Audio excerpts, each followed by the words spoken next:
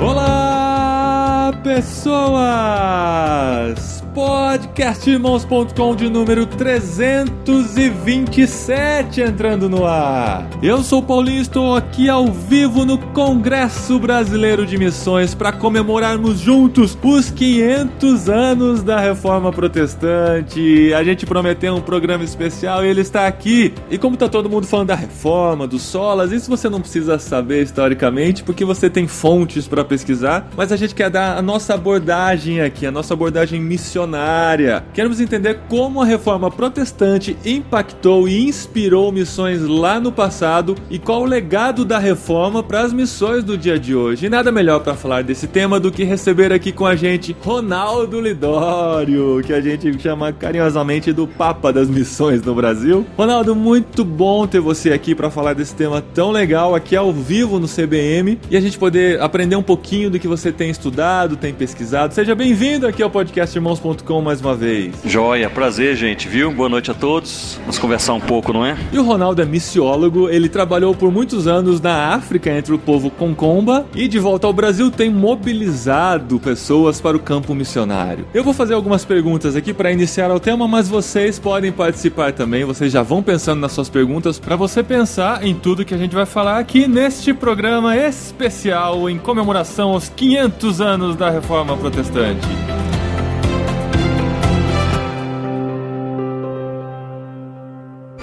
Recadinhos! No programa anterior. Muito obrigado. Recadinhos, esposinha! Recadinhos, esposinho, recadinhos no começo. Recadinhos no começo nesse programa. Se você está acostumado com podcastirmãos.com, sabe que eles ficam pro final, mas a gente não quis atrapalhar o final emocionante que a gente tem nesse podcast aqui. Você ouve até o final e a gente não vai interromper esse finalzinho pra você ouvir tudo direitinho. Programa muito, muito especial mesmo que a gente conseguiu preparar aqui pra esse 31 de outubro de 2017. Ai, gente, Ronaldo Lidório da show, né, amor? Cara, muito usado por Deus mesmo. Obrigado mais uma vez, Ronaldo, por participar com a gente. Daqui a pouco vocês continuam a ouvir o programa. Se você está ouvindo o podcast Irmãos.com pela primeira vez, saiba que nós temos 326 outros programas para você ouvir. A gente já falou sobre reforma, tá o link aí no post, inclusive, para você ouvir o programa que a gente fez com a Alderi há alguns anos atrás, Reforma para Leigos. A gente explicou tudo que você precisa saber sobre a Reforma Protestante. Tem outros programas sobre missões, sobre muitos outros temas que você pode conhecer aqui dentro da página de irmãos.com para você saber mais do nosso trabalho, o nosso ministério também. Sim, a gente tem podcast de bate-papo sobre vários assuntos e também podcast de entrevista, né? Já gravamos com o Hernando Dias Lopes, até com o Max Lucado, olha só. Há muitos anos a gente gravou com o Max Lucado, mas a gente tem sempre a oportunidade de participar de eventos como esse, como o CBM, que mais uma vez foi muito especial a gente poder estar lá com essa galera, aprendendo, conhecendo junto, e a gente não consegue guardar só pra gente, né? A gente sempre quer compartilhar. Por isso esse momento final desse programa que a gente resolveu deixar, apesar de ser algo bem íntimo que aconteceu lá no CBM, a gente quis repartir isso com você porque Deus pode falar com você nesse finalzinho também. E se você quer saber mais sobre a Reforma Protestante, você pode ouvir os BTcasts, que todo ano no mês de outubro grava programas sobre isso. Neste ano dos 500 anos da Reforma também fez programas muito especiais. Aqui dentro de irmãos.com você tem acesso ao conteúdo do BTcast também. E nós gostaríamos de agradecer ao portal Água Viva. Água Viva Produções. Água Viva Produções. O portal Água Viva é o site. Água Viva, que é a responsável técnica pelos eventos da CEPAL e também pelo CBM. Obrigado, Samuel, pela sua parceria. Então a gente agradece a Água Viva por ter gravado esse programa também ao vivo lá no CBM, o Congresso Brasileiro de Missões. Bom, esses recadinhos vão ser rapidinhos, mas nós queremos lembrar que já tem um tempo que o podcast sempre entra no mesmo dia e no mesmo horário, né, amor? Sim, não é que ele está entrando atrasado, ele está entrando pontualmente toda terça-feira às 11 horas da manhã, horário de Brasília. A gente resolveu fixar esse horário para você saber quando esperar novos programas, já baixar no seu feed ou entrar no site para procurar. Então os programas do podcast Irmãos.com entram pontualmente às terças-feiras, 11 horas da manhã, horário de Brasília. E você que está nos ouvindo a primeira vez, seja muito bem-vindo e curta e compartilhe a nossa página no Facebook, entre em nosso site irmãos.com e conheça muito melhor aí o nosso conteúdo. E você que já está ouvindo pela milésima vez, faça a mesma coisa, compartilhe, ajude a gente a distribuir esse conteúdo. E muito obrigado obrigado pelo carinho de todos vocês e feliz dia da Reforma Protestante! E do Halloween também, não? Não.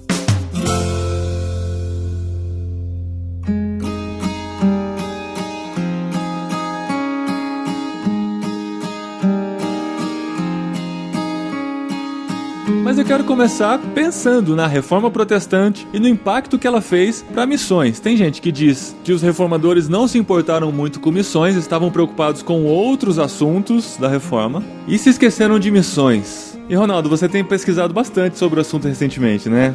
Exatamente. Esse ano especificamente, não é? Então, nas suas pesquisas, o que você vê do movimento missionário lá na Europa, 1517? O que a Reforma trouxe para o movimento missionário e qual o impacto da Reforma para as missões de hoje em dia? Nós precisamos entender que no século XVI, não apenas os cristãos eles eram perseguidos quando proclamavam mais abertamente o Evangelho, mas houve especialmente um resgate da centralidade da Bíblia na vivência da igreja. Então a Bíblia ela era refutada para uso, estudo, compreensão apenas dos sacerdotes da Igreja Católica Romana. Para vocês terem uma ideia, então a Bíblia estava em pouquíssimas línguas no século XVI. Depois deste tempo da reforma por iniciativas evangélicas ao redor do mundo, a Bíblia hoje se encontra em mais de 2.300 línguas em todo o mundo. Então houve realmente um resgate da centralidade da palavra de Deus na vida e na vivência da igreja. Junto a isso, houve também um despertamento. Nós costumamos até enfatizar que a Reforma Protestante foi um reavivamento teológico, um reavivamento espiritual e também missionário. A visão missionária foi se perdendo com o tempo até então, né? Por isso que ela veio ser resgatada. Os cristãos primitivos acreditavam que a grande comissão era só para o primeiro século. Isso foi se perdendo? Confirma essa informação? Isso foi se perdendo, especialmente a partir do quarto século. Então, no momento em que ser cristão passou a ser algo muito bem visto no império, até mesmo um pré-requisito para você ter um bom emprego, uma promoção, um rendimento, então todos passaram a ser cristãos e perdeu-se, junto com a centralidade do Evangelho também, perdeu-se aí a própria fundamentação do que é ser crente, ser cristão no Senhor Jesus. Isso foi resgatado com a Reforma Protestante. Poderia até esclarecer um mito, porque alguns, até mesmo acadêmicos, teólogos, têm falado nos últimos anos, nas últimas décadas, na verdade, que a Reforma Protestante matou a obra missionária transcultural, que os reformadores, eles não tinham uma visão, uma compreensão bíblica de missões, especialmente missões para todos os povos, missões transculturais, e realmente é um grande engano. Até mesmo o missiólogo Gustav Werneck, ele chega a afirmar que com Lutero e Calvino perdeu-se a ideia de missões. É um grande, realmente, equívoco, e o equívoco está nesse ponto. De fato, os reformadores entenderam que o mandato apostólico cessou no primeiro século, mas não o mandato missionário, e aí está a confusão. Eles entenderam que apóstolos, reformadores pensavam assim, eram apenas os 12 e Paulo, mas o mandato missionário realmente era para toda a igreja e por todas as gerações. Tanto é que Calvino, para citar um dos 4 reformadores principais, Calvino ele transformou Genebra, a sua cidade com 20 mil pessoas, em um polo missionário sem precedentes na história do cristianismo até então. A gente comemora 500 anos de reforma e a gente acabou de comemorar 500 anos de Brasil. O que a Reforma Protestante significa para o envio de missionários para o Brasil? Quando a gente fala aí de Calvino e dessa turminha aí que começou a trabalhar com missões, eles já pensavam no novo continente ou eles pensavam mais no velho continente mesmo? Não, de fato, a Reforma Protestante, os reformadores pensavam em todo o mundo. Por exemplo,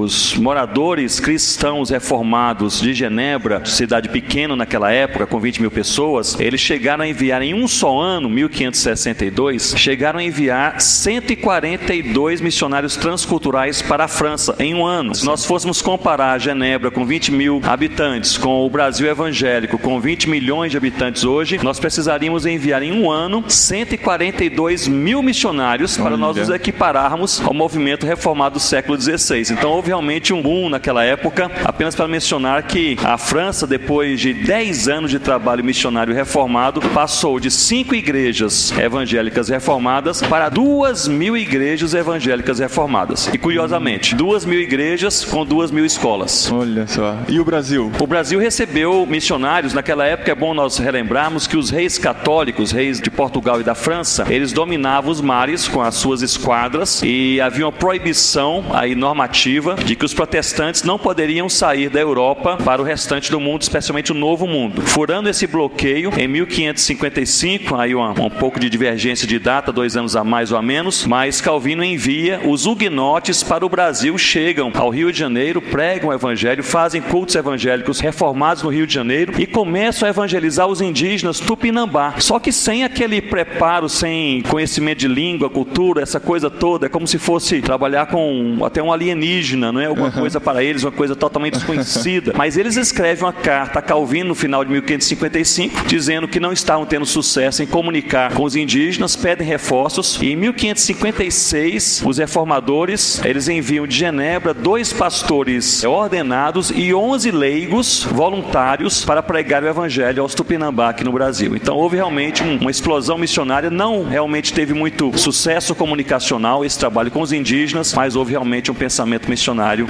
naquela época. São os huguenotes? Huguenotes. E qual foi o destino deles? Foram martirizados, perseguidos. Houve aí bastante controvérsia aí sobre o destino de 2 deles, sobre os quais nós pouco sabemos até hoje. Permaneceram no Brasil pouquíssimos anos, mas deixaram aí uma marca missionária.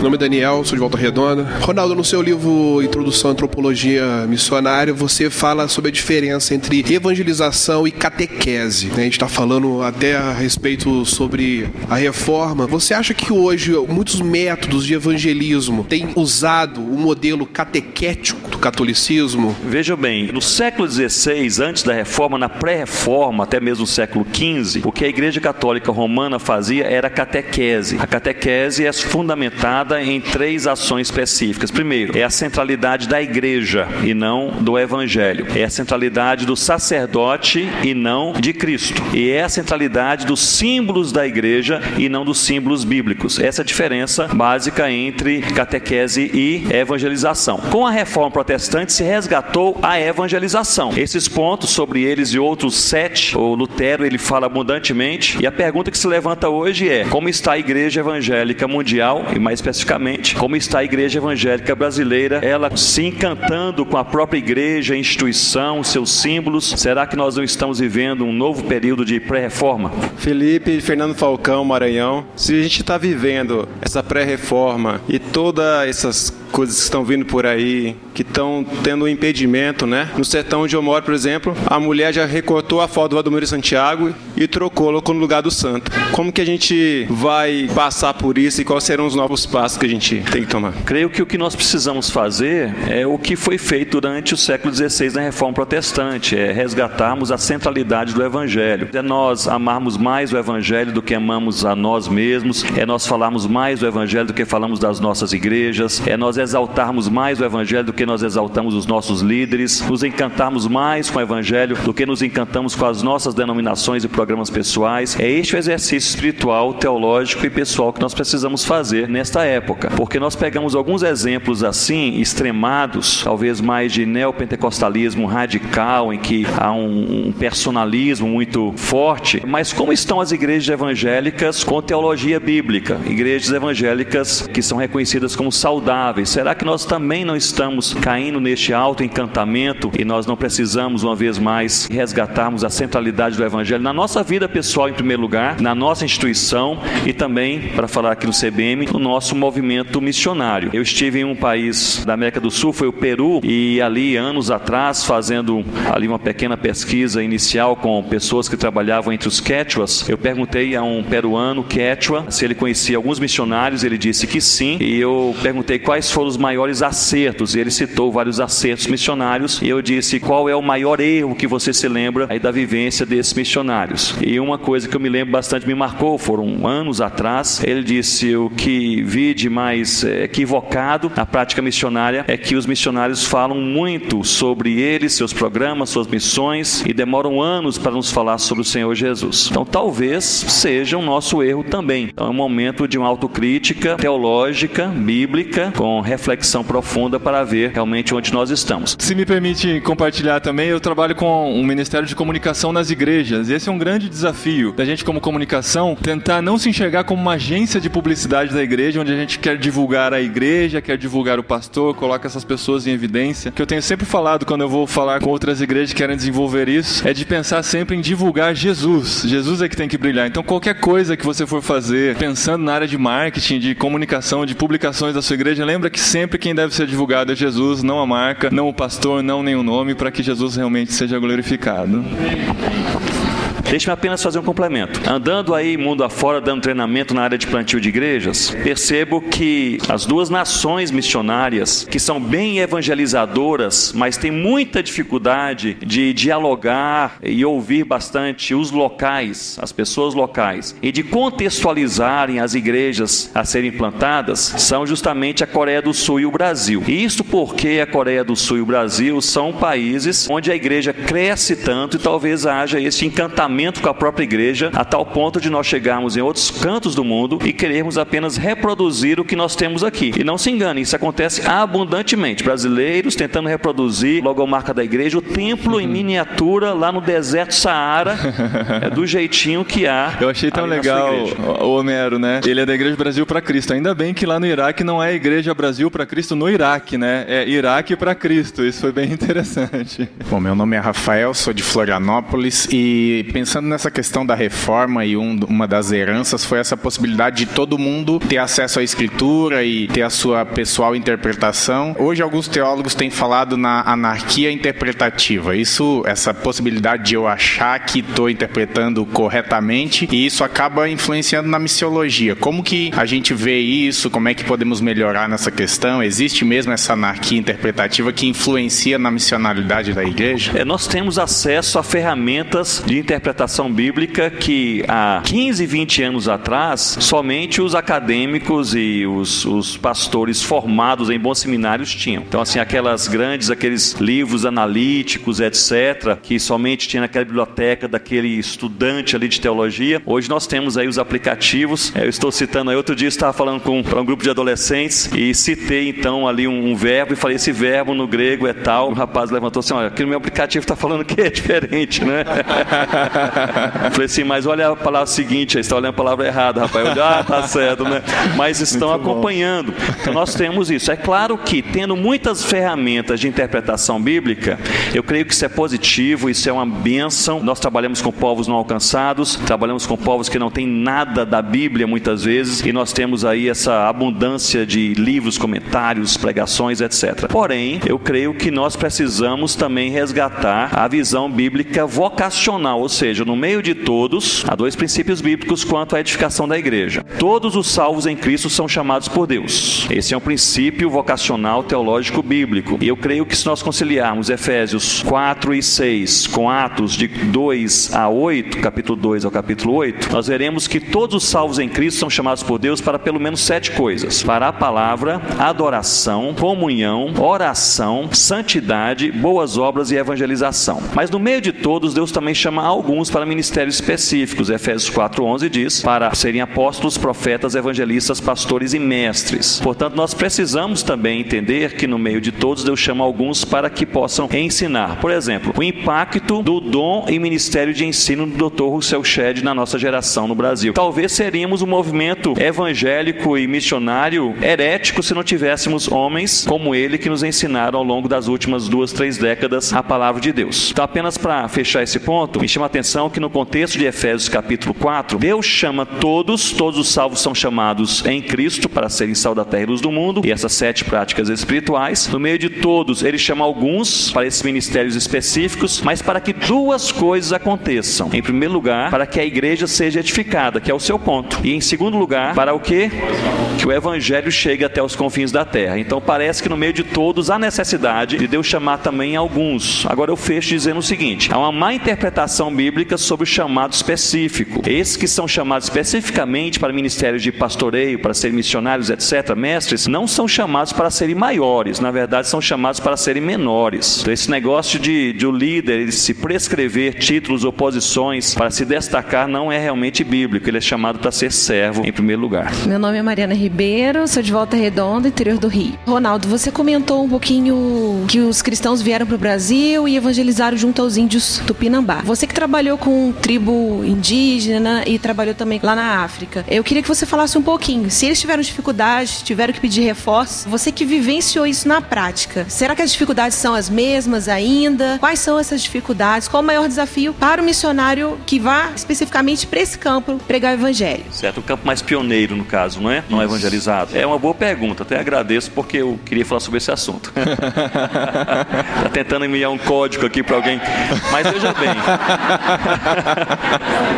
A pergunta que se levanta por trás desse questionamento é a seguinte: por que os povos não alcançados permanecem não alcançados ainda em nossos dias? Essa é a pergunta. Porque depois de 2.000 anos de história cristã e 500 anos de reforma protestante, temos ainda mais de 4.000 povos não alcançados, 1.800 línguas sem a Bíblia, mais de 100 etnias indígenas no Brasil sem presença missionária, 10.000 comunidades ribeirinhas, 2.000 comunidades quilombolas, 6.000 assentamentos sertanejos sem presença de igreja evangélica e assim por diante. Por quê? E a resposta é uma resposta mais contextual. Porque os mais fáceis, aspas, já foram alcançados. Então as culturas menos distintas, as línguas menos complexas, os povos mais ou menos distantes, os países com menos problemas ou perseguição religiosa, social, esses foram alcançados. Ou seja, ao longo dos últimos 300 anos, a força evangélica cristã mundial alcançou boa parte do mundo e foi deixando para um segundo momento a parte mais difícil, mais complexa. E este é o segundo momento. E uma conclusão óbvia é essa: nós precisamos, portanto, missionários melhor preparados hoje do que eram preparados há 30 anos atrás. As línguas que não têm a Bíblia, não têm a Bíblia porque ninguém nunca pensou em traduzir a Bíblia. Isso é um romantismo nosso. Não tem a Bíblia porque aquela língua tem uma barreira. O povo mora em um local inacessível. A língua é extremamente complexa, em que pessoas tentaram 10 anos grafá-la sem sucesso e assim por diante. Então, de fato, a complexidade hoje é muito maior e nós precisamos pensar em 3 coisas. Primeiro, em um bom treinamento missionário de longo prazo, para um trabalho de longo prazo. Em segundo lugar, um bom pastoreio do missionário. E em terceiro lugar, um bom quebrantamento e despertamento espiritual em nossos corações, porque esse trabalho não é feito nem por força, nem por violência, mas é pelo Espírito Santo de Deus. Então, assim, a tarefa que está perante nós é uma tarefa humanamente impossível mesmo. Eu poderia falar aí horas dando alguns exemplos. Posso dar um exemplo? Né? À vontade. Um exemplo. Nós estávamos ali na noroeste africano, dando treinamento alguns anos atrás para algum grupo de missionários que trabalha com uma ramificação do grupo Fula na Gâmbia, uma ramificação específica. E a história dessa equipe missionária é a seguinte: eles trabalham ali exatamente há 35 anos, e nenhuma pessoa se converteu ao Senhor Jesus em 35 anos de trabalho. Então, esta é uma dessas realidades. Mas por quê? Quais são as barreiras? Então, barreiras comunicacionais, linguísticas, culturais e assim por diante. Por isso que 95% da força missionária transcultural não trabalha em áreas pioneiras. E eu falo assim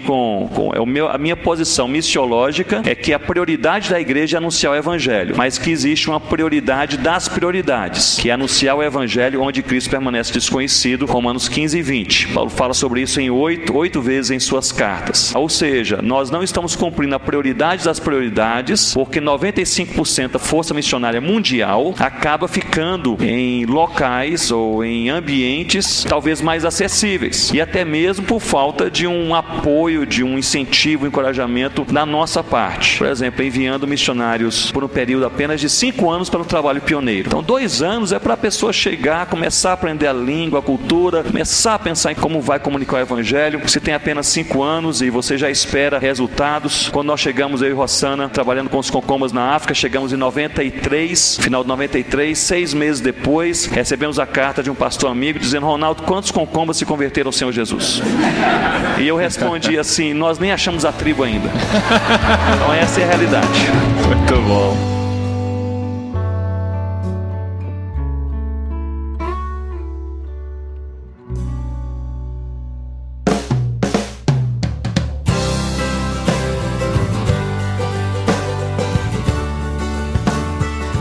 Djalma Albuquerque, Campo Grande, Mato Grosso do Sul.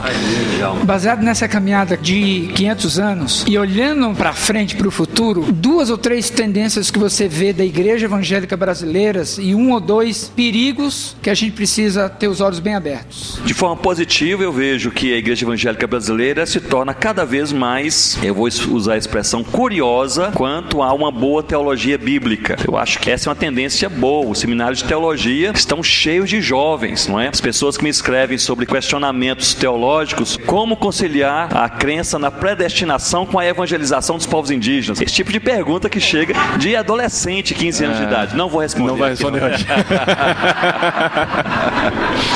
Mas é plenamente conciliável, né? Deus escolhe, você realmente trabalha servindo o Senhor Jesus. Mas veja bem, o que eu percebo é que essa tendência a uma curiosidade, um conhecimento teológico mais profundo é uma tendência positiva. Uma segunda tendência extremamente positiva é de saturação de plantio de igrejas. A igreja evangélica brasileira quer plantar igrejas e tem plantado igrejas perto e longe, onde nós pensamos aí, e é até interessante, a gente chega em um local pensando que ninguém chegou e ali às vezes já temos uma igreja do Senhor Jesus, graças a Deus por isso.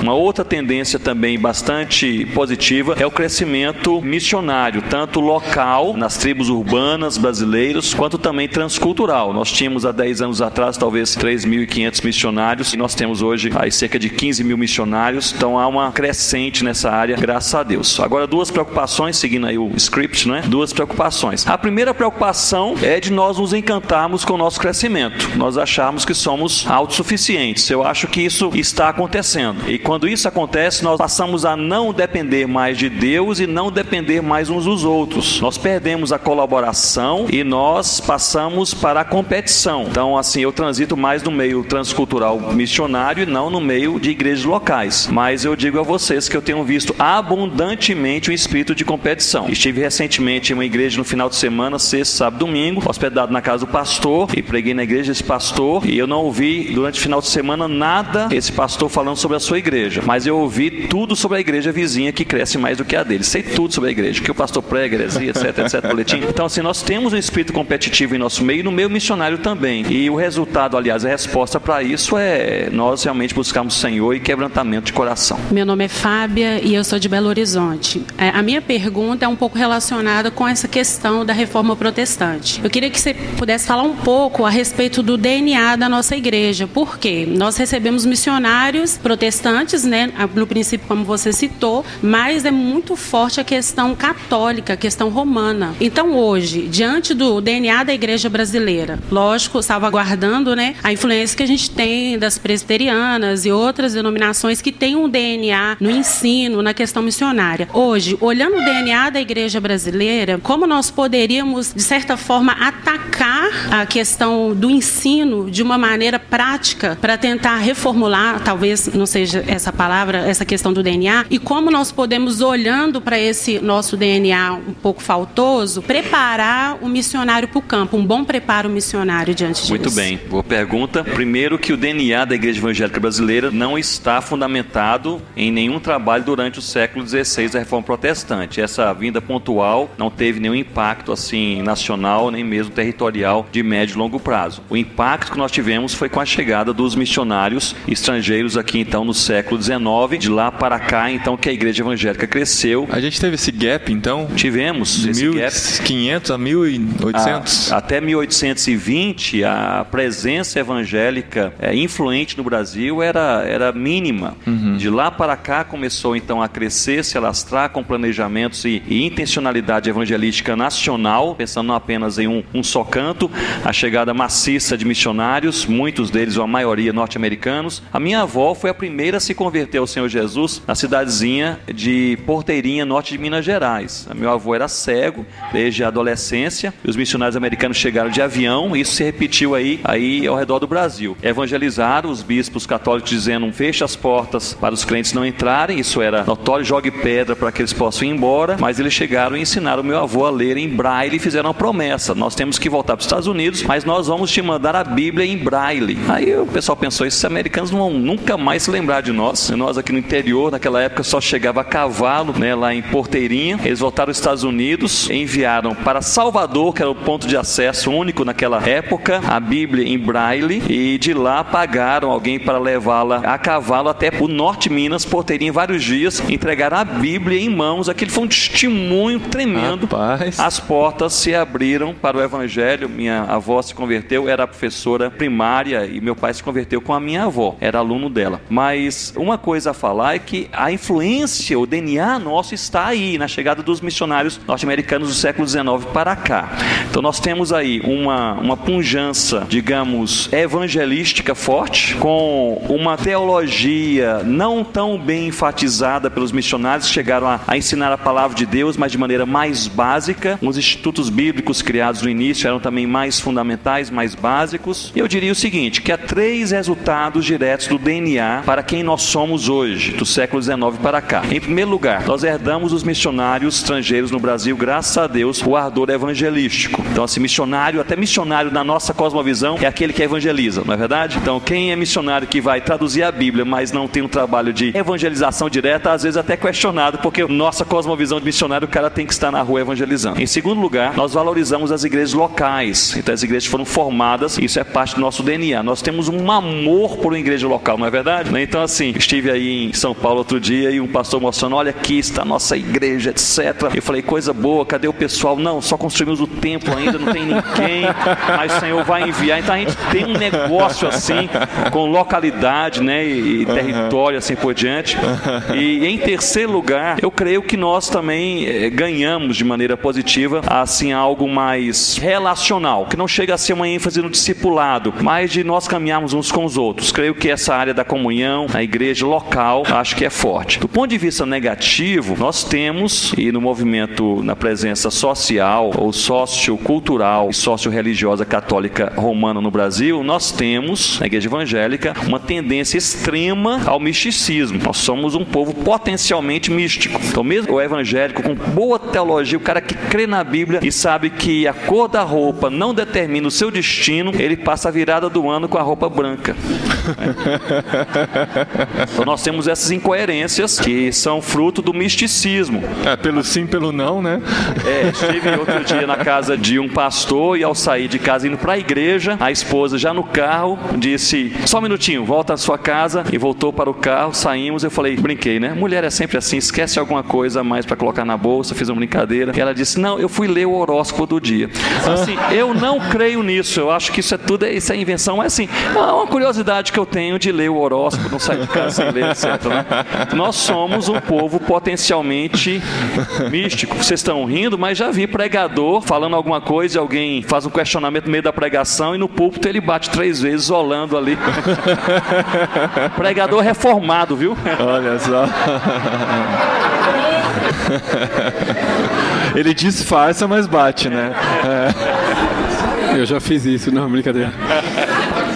Meu nome é Alan, sou daqui da cidade de Atibaia, de São Paulo. 2 coisas bem rapidinhas. Nós estamos fazendo 500 anos de reforma. Eu não sei se a gente está vivendo mais uma vez um parabéns para você do que de fato uma reforma mais sólida na igreja, principalmente no Brasil. Então a minha pergunta bem direta é assim, olhando para todo mundo que está aqui, como missionários, você acha que a cabeça do missionário brasileiro precisa de uma reforma? Bem, isso é muito amplo, pensando em missionário brasileiro, mas vou até apenas dar a minha impressão. Não é a minha impressão que pode estar completamente errada. Eu creio que o missionário brasileiro evangélico tem uma paixão por Jesus e uma paixão pela missão. Isso para mim é claro, uma paixão por Cristo, uma paixão pela missão. Mas eu vejo que o missionário brasileiro também, ele sofre com 2 ataques frontais. O primeiro é algo mais do coração, que tem a ver com a busca pelo sucesso, a busca pela competição, às vezes a tendência também a aceitar convites da vaidade e assim por diante. Então, aquela expectativa de nós chegarmos em um certo país, na África, com 50 missionários brasileiros na mesma cidade, e eles teriam uma boa comunhão, isso às vezes é bem frustrante. Então eu diria que este é um ponto aí, talvez, negativo. O outro ponto, eu diria, preocupante, no meu entender, é algo mais que tem a ver mais com o cuidado missionário. Nós estamos vivendo uma época de missionários quebrados. Na verdade, estamos vivendo uma época de ministros quebrados. Então, o livro em inglês, Pastors at Great Risk, afirma que cerca de quase 70% dos pastores americanos tivemos entrevistados estavam passando ou já passaram por algum tipo de esgotamento em suas vidas e ministérios. Eu não acho que nós tenhamos aqui no Brasil uma estatística, mas talvez nós estejamos aí caminhando nessa direção. Pastores e missionários quebrados emocionalmente. Isso eu não sei, há muitas conversas, sim, aqui da MTB conversa amplamente sobre isso, os líderes de missões conversam, é coisa da geração, é alguma questão mais também sociocultural, é um ataque espiritual, nós não estamos cuidando de nós mesmos, é essa vida frenética que você tem que estar nas redes sociais e responder a todo mundo toda hora, não sei, é uma mistura de todas as coisas, mas nós estamos vivendo uma época em que, você perguntou, afaste o missionário brasileiro, então a resposta minha, assim, bem sincera, é esta, afaste o missionário brasileiro, é essa face aqui, aparentemente está tudo bem, aparentemente é só sorriso, aparentemente está todo mundo resolvido, mas na conversa íntima do coração, boa parte está quebrada emocionalmente, muitas vezes afetando o casamento, a alegria no ministério, cada vez menos encontramos missionários de longo prazo com alegria no ministério, mas carregando somente aquele peso psicoemocional. Então nós precisamos alertar para essa questão do pastoreio do missionário e da edificação do missionário também. Eu sei que é difícil outro dia estar no Oriente Médio dando treinamento sobre plantio de igrejas para missionários que trabalham há quase 30 anos em uma cidade com 1,5 milhão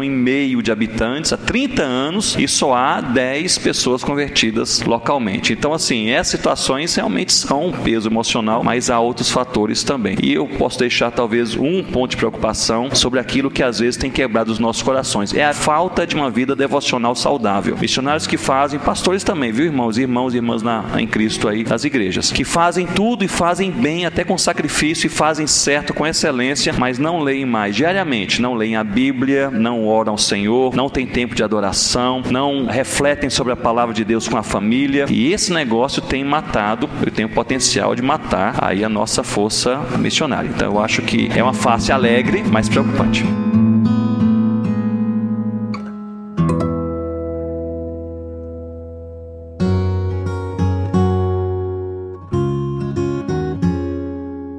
Boa noite, meu nome é Gilson Belfort, sou de São Luís. Em 2017, nós comemoramos muito, celebramos muito, diversos segmentos, né, em relação aos 500 anos da Reforma, tanto a nível mundial, como no caso mais específico do Brasil. Então foi um ano de muita celebração. E a minha pergunta é a seguinte: em 2018, nós vamos dar continuidade àquilo que havíamos continuado, ou a reforma vai ser apenas um vento, ou vai ser apenas um evento que se passou? O que a gente vai discutir em 2018 em relação à reforma? Vai cair no esquecimento, ou nós vamos continuar falando sobre isso, discutindo sobre isso, refletindo sobre isso? Qual é o futuro da reforma? Qual é o futuro da igreja? Pastor Ronaldo Lindon. Obrigado. Eu diria que a sua pergunta é muito pertinente. Eu vou fazer apenas uma reestruturação pensando no presente e no futuro, que você aí mencionou, 2017 e 2018. E um paralelo. Na França, a França, que foi influenciada pelo trabalho missionário transcultural a partir de Genebra reformada no século XVI, que no final do século XVI chegou a ter mais de 2.000 igrejas reformadas e mais de 2.000 escolas. A igreja evangélica na França hoje está praticamente morta, e das 2.000 escolas sobraram apenas 12 escolas cristãs pequenininhas. Então o pensamento sobre a relação do hoje com o amanhã, isso é realmente um ponto de preocupação. O que vai acontecer? Eu creio que nós precisamos fazer aquilo que somos ensinados na palavra de Deus realmente a fazer, que é resgatar a centralidade da palavra de Deus. E quando eu falo na igreja, nós precisamos falar primeiro em nossos próprios corações. Então nós estamos lendo a palavra, amando a palavra, pregando a palavra, estamos meditando na palavra, ou nós estamos de maneira triunfalista e apenas fazendo a festa, falando sobre coisas que nós às vezes não vivemos, não experimentamos. É como discipulado. Conversei hoje à tarde com alguém e falou: olha, nunca tivemos tantos livros e ênfase em discipulado. Eu falei: discipulado é um desses ícones sobre os quais todo mundo fala, todo mundo gosta e pouquíssima gente faz.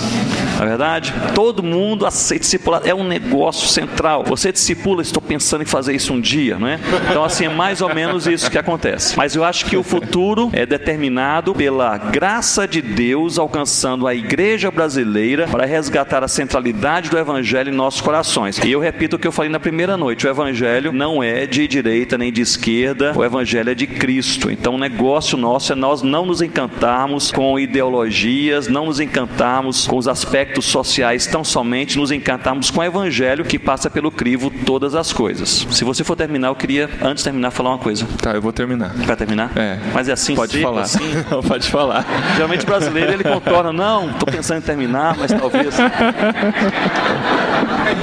À vontade, Ronaldo. Não, eu pensei o seguinte, eu penso que todo momento na nossa vida, de fato, é direcionado por Deus. E o Senhor tem um propósito para cada coisa. Aliás, o Senhor tem muitos propósitos para uma só coisa. A gente tem um propósito. Eu vou no CBM para ir ao CBM, né? Deus tem múltiplos propósitos. Você encontra aqui um companheiro de oração para a vida inteira. Encontrei aqui um pastor que disse, estive no último CBM, minha igreja local hoje é uma igreja missionária, já enviamos 6 missionários, viemos aqui e já trouxe o pessoal para nós enviarmos mais. Graças a Deus por isso. Graças a Deus. Mas assim, nós temos também as questões mais do coração. Então eu penso que uma maneira, se você me permite, uma maneira boa de nós encerrarmos essa conversa, visto que ele não abriu mais para perguntas, né? Tá cansado. Tô brincando. Eu tô pensando em você, Ronaldo. Obrigado.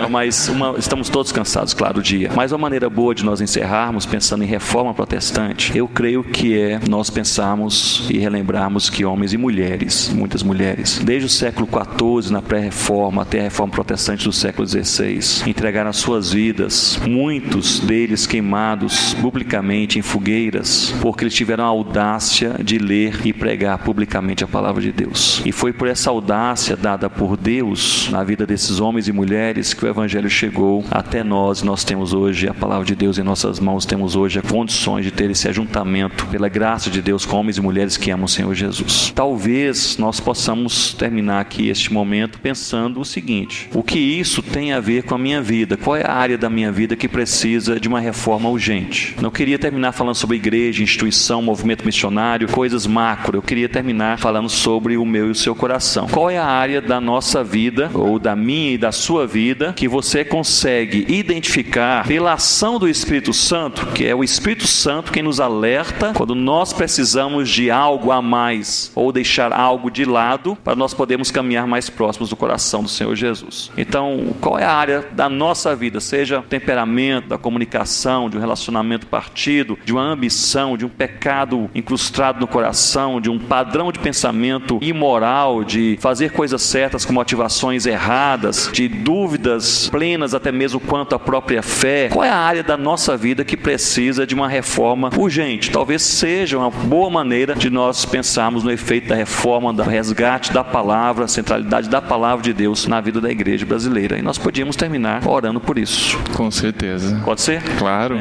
Então vamos fazer essa oração? Vamos gastar 2 minutos com isso. Vamos gastar de maneira sincera. Todo mundo está cansado, mas é um cansaço bom. Cansaço de quem passou aí pelo congresso ouvindo homens e mulheres conversando nos corredores, pensando sobre coisas do reino, missões. É um cansaço bom. E talvez ao longo desses dias, ou até mesmo antes do CBM, talvez o Senhor tenha, e a palavra é esta, gente, olhe bem para mim aqui, por favor. A palavra é esta. Talvez o Senhor tenha te alertado. Essa é a palavra. Porque uma coisa que o Espírito Santo de Deus faz em nós é nos alertar. É Franz Schaeffer quem diz que nós podemos convencer alguém que este alguém é imperfeito, que é pecador, mas só o Espírito Santo consegue convencê-lo que ele está perdido e que precisa de Deus. A mesma coisa acontece com a igreja do Senhor Jesus. A gente pode convencer alguém de teologia, mas quebrantamento só é a ação do Espírito Santo de Deus. Uma coisa nós podemos e somos ensinados a fazer: orar por um coração quebrantado. Aí, pensando agora na figura do reformador, o símbolo calvinista mais interessante para mim, que foi o símbolo mais conhecido, de uma mão elevando o próprio coração e com a inscrição em latim: Cor meum tibi offero Domini promptet sincere. O meu coração a ti ofereço, Senhor, pronto e sincero. Essa era a oração diária de Calvino, um reformador no meio de outros reformadores. Essa pode ser a nossa oração também. E a pergunta é essa: há alguma área que o Espírito Santo te alertou, dizendo: mude, transforme, não se contente em apenas ouvir e compreender, mas busque verdadeira transformação? Citando John Knox, outro reformador, ele disse que a ponte entre o conhecimento e a transformação é o quebrantamento. Ou seja, a gente não consegue se transformar, a gente precisa que Deus nos quebrante. Não é verdade, gente? Quantos aqui não já passaram por isso? Já passei quantas vezes por isso? Uma coisa que eu preciso mudar, não consigo. Se Deus quebrantar nosso coração, nós somos transformados. Quem sabe o Senhor, nesse fim de noite, Ele não queira, neste alertar do Senhor, quebrantar o nosso coração e reformar nossa vida em alguma área. Você crê nisso? Deus pode fazer isso. Talvez seja um dos motivos de Deus para trazer a cada um de nós aqui no CBM. Eu creio que um dos privilégios que nós temos é nós orarmos uns com os outros e uns pelos outros. Todos nós precisamos seguir a caminhada de nos aperfeiçoarmos na nossa fé no Senhor Jesus. Todos nós. E somos todos imperfeitos. Mas talvez haja entre nós alguns em crise. A gente falou aqui sobre crise. E quando eu falo sobre crise, eu me sinto assim, coração pesado de terminar um momento de falar sobre crise do coração, crise pessoal, sem orar, porventura, por alguns ou por aqueles que estão passando por crise. Crise é crise. Todos nós passamos por dificuldades, isso é coisa da vida. Mas crise é aquele momento da vida em que você diz, eu não aguento mais. Esta é a crise. Então, se há aqui entre nós pessoas passando por crise, nós estamos aqui em família, não há aqui entre nós maiores nem menores, somos todos igualados pela graça de Deus, não é verdade? Todos, né? Todos. Sem a graça é pó, né? Mas com a graça é vida. Então nós estamos aqui igualados pela graça. Aqueles que porventura estão aqui, mas estão com o coração em crise, em alguma área, vamos orar, nós podemos orar por você nesse momento e que você pense, é um momento que eu gostaria que a Igreja de Cristo orasse por mim. Agora eu queria que você nessa oração fosse muito objetivo com Deus, que se essa reforma em seu coração é altamente necessária, ela tem nome, ela pode se chamar adultério, inveja, ciúme, competição, não sei, mas ela tem nome. Eu gostaria que você pudesse nomear nessa oração. E nós vamos orar pelos irmãos que estão passando por alguma crise. E a nossa expectativa é que Deus possa visitar suas vidas nesse momento. Amém. E dar assim, sobre o que nós podemos orar. Nós podemos orar para que Deus possa renovar, dar uma força nova e renovar a alegria. Amém. Podemos orar por isso? Vamos orar, gente? Senhor Deus, nós te louvamos, o Senhor é nosso Deus.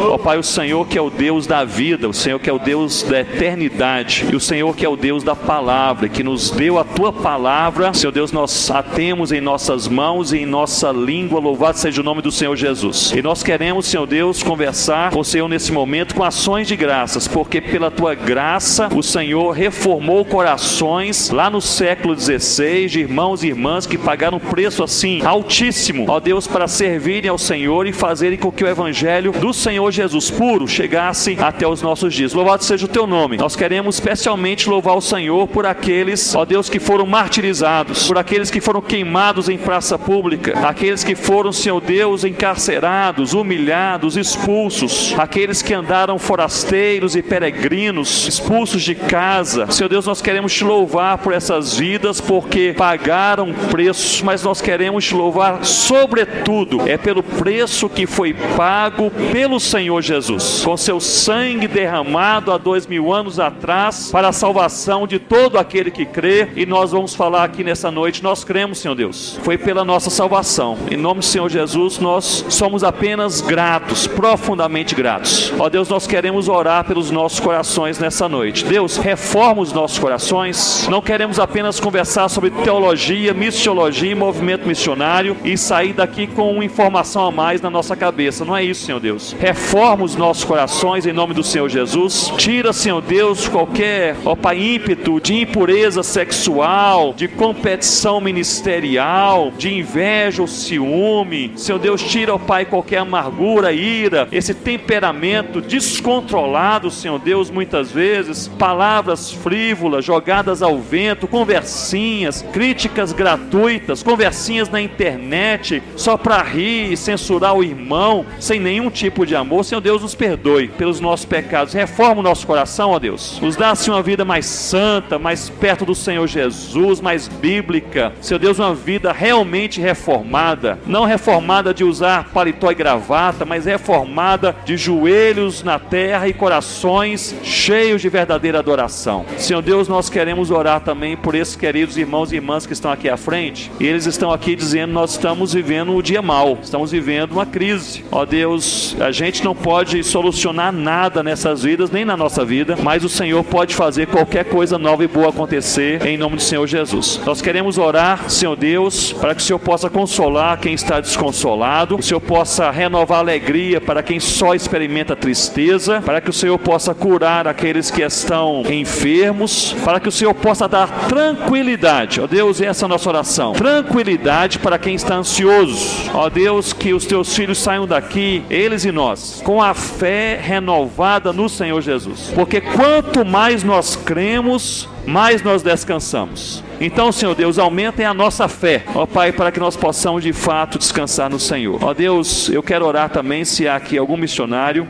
algum pastor ou algum líder que chegou pensando em desistir. Assim que o negócio está tão apertado, pesado, que a vontade é de desistir. Ó Deus, nós oramos como igreja aqui reunida nessa noite, dizendo, Senhor Deus, renova a esperança, dá uma força nova. E ó Deus, eu tenho orado isso pela minha vida e oro pelos irmãos também. Senhor Deus, se eu possa renovar a nossa alegria no ministério. É a nossa oração, ó Deus, em nome do Senhor Jesus. Amém, Senhor Deus. Amém. Ronaldo, muito obrigado. Obrigado pela sua vida, por como por como você permite Deus te usar. Obrigado mesmo por tudo que você significa pra gente.